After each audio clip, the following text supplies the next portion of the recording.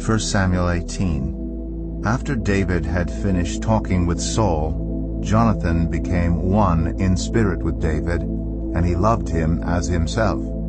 From that day Saul kept David with him and did not let him return home to his family. And Jonathan made a covenant with David because he loved him as himself.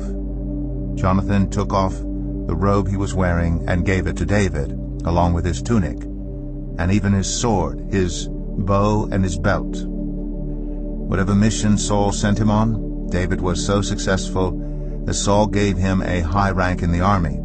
This pleased all the troops and Saul's officers as well. When the men were returning home after David had killed the Philistine, the women came out from all the towns of Israel to meet King Saul with singing and dancing, with joyful songs and with timbrels and lyres.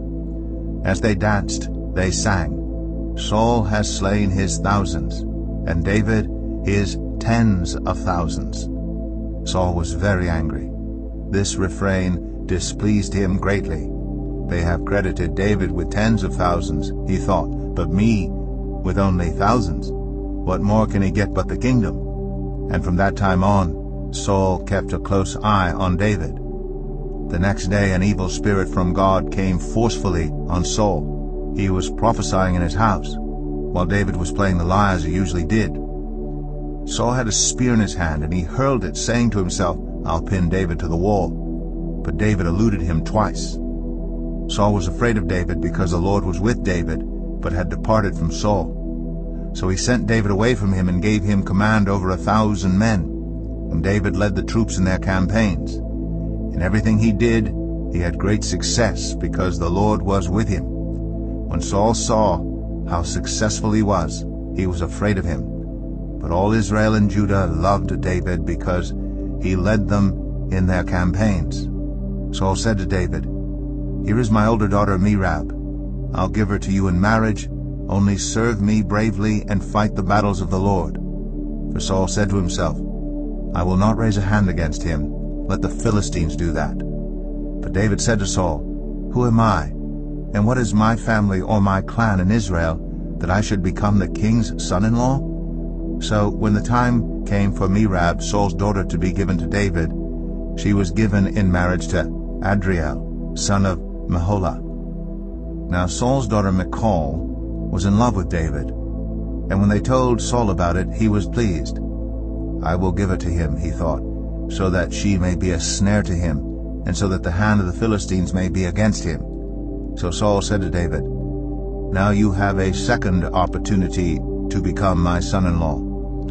Then Saul ordered his attendants, "Speak to David privately and say, 'Look, the king likes you, and his attendants all love you. Now become his son-in-law.'" They repeated these words to David, but David said, "Do you think it is a small matter to become the king's son-in-law? I'm only a poor man and little known." When Saul's servants told him what David had said, Saul replied, "Say to David, the king wants no other price for the bride than 100 Philistine foreskins to take revenge on his enemies."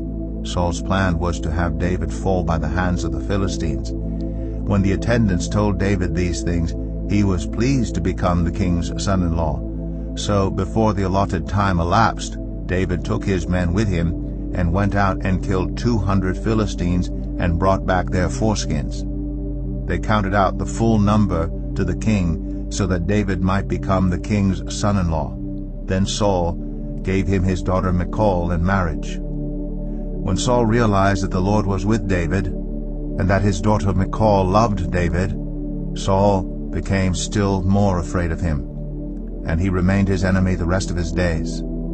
The Philistine commanders continued to go out to battle, and as often as they did, David met with more success than the rest of Saul's officers, and his name became well known.